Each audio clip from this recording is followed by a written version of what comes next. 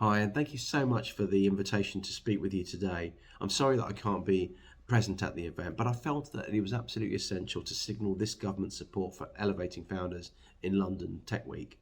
And I'm sure that some of the UK's tech success stories would have been found and nurtured through this event. Elevating Founders has enabled high potential tech companies to prosper through networking and active support. Now, these are values that this government supports too. Being able to draw upon the experience of others and connect with like minded people is invaluable to those starting a business or scaling up existing businesses. Now, as we recover from the pandemic, tech companies will be at the forefront of our recovery, and we've done a lot to support them over the last 18 months.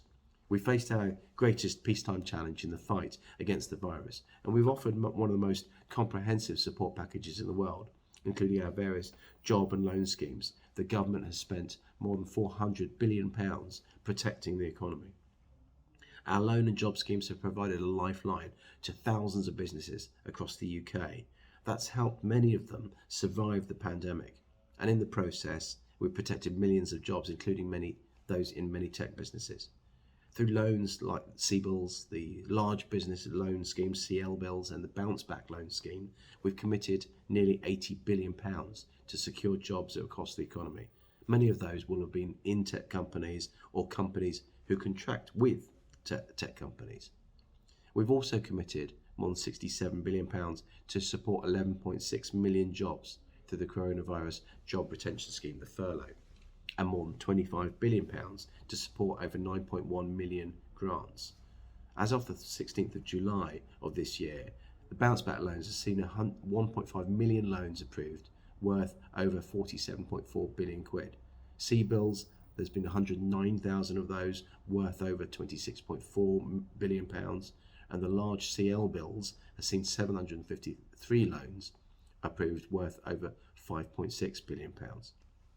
Now, through supporting the economy, as we have, I hope we've demonstrated our determination to ensure that SMEs and entrepreneurs have the resources that they need to grow, including those in the tech sector.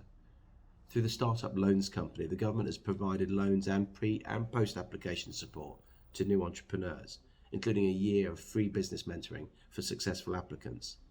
Since 2012, over 86,000 startup loans worth over £760 million has been issued to new entrepreneurs. We've also remained determined to ensure that women and ethnic minority entrepreneurs also prosper. It's vital that we use all of the talent in the UK workforce and remove any barriers that exist. Of all the startup loans issued across the United Kingdom to January 2021, 40% of all loans went to women, who make up just 17% of the current overall SME population. The government also has an ambition to increase the number of female entrepreneurs by half by 2030. That's equivalent to nearly 600,000 additional female entrepreneurs. We want to boost enterprise by making the UK the best place to start and grow a business, and take advantage of Brexit to build the UK's competitive advantage, creating jobs and encouraging investment from around the world. To help deliver our ambition, my department is developing an enterprise strategy, which we plan to publish early next year. And we're undertaking extensive engagement with businesses and representative organisations at every step of the business growth journey, from new entrepreneurs to mid-sized companies, including those in the tech centre, in order to better understand the barriers facing them and what more can be done to remove any of those barriers. I know this from my own experience of 25 years of running micro and small businesses, some in the tech area. It's our aim to work in close partnership with the industry, both in developing the strategy and as we roll out in the new year. I believe it's got a crucial role to play in its delivery.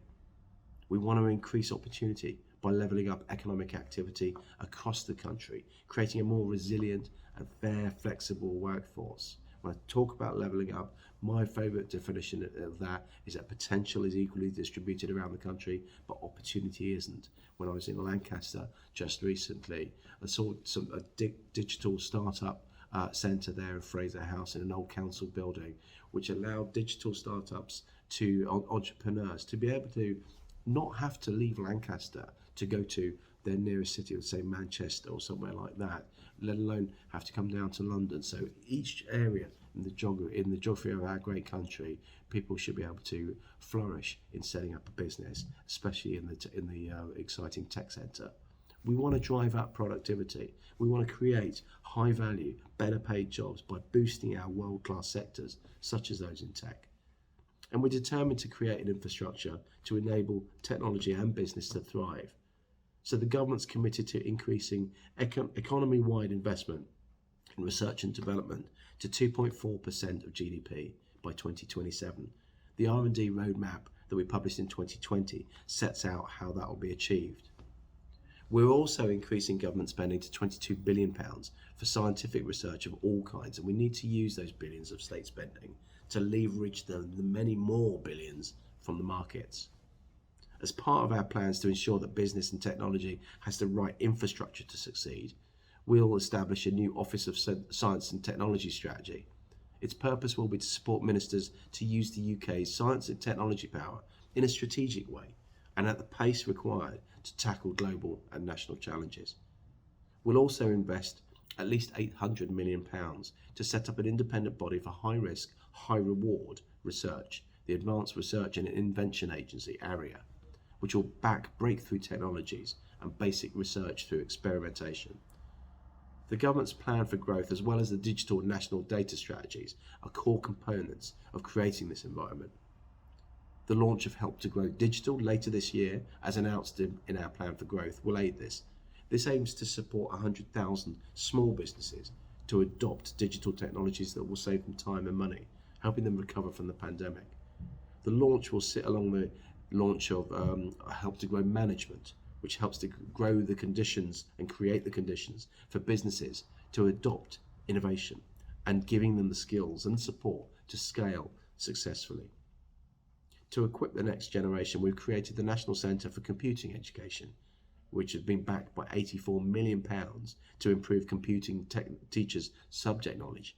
Nearly 30,000 teachers have engaged with the programme to date across 8,500 primary and 3,000 secondary schools. And we're also currently ensuring that adults with low or no digital skills are able to undertake specified digital qualifications up to level 1 free of charge. Now, by ensuring that there's a infrastructure for business and tech to thrive, it'll also necessitate that innovation has the space to thrive.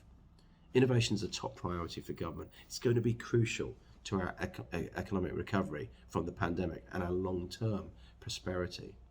The UK has already got significant strengths, such as our current ranking of 4th of the Global Innovation Index in 2020.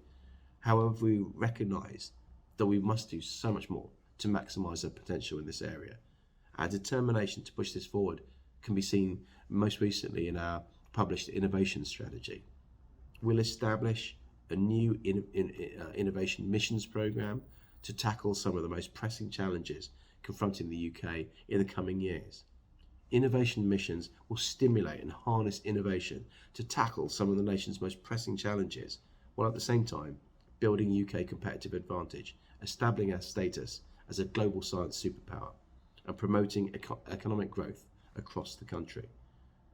The innovation strategy also sets out 7 technology families where the UK has global competitive R&D and industrial strength. The purpose of these technology families is to focus domestic and international attention on the potential of UK tech.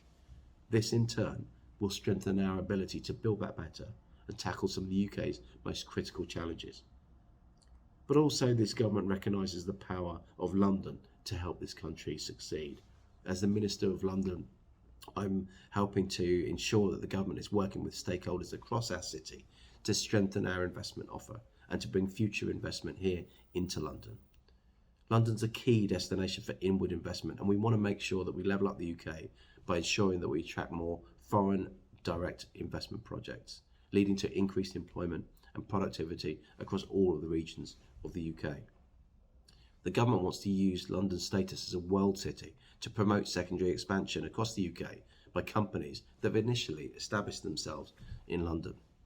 The government's also proactive in digital and tech sectors across the country, which also includes London. DWP works with DCMS Department for Education, and other government departments to address issues to support job seekers into the sector, such as building tech skills. To help develop the stars of tomorrow, Department of Work and Pensions are working closely with the Greater London Assembly on the development of skills academies in London's key growth sectors: digital, creative, green, health and social care, and hospitality. These skills academies are modelled on the successful approach to construction via the Mayor's Construction Academies. Through this, we'll produce the next generation of tech entrepreneurs. Finally, I just want to thank you for attending London Tech Week and this Elevating Founders event. I'm sure that what you've heard over the past few days will all put you all in good stead. I'm heartened and sure that there are future success stories among you.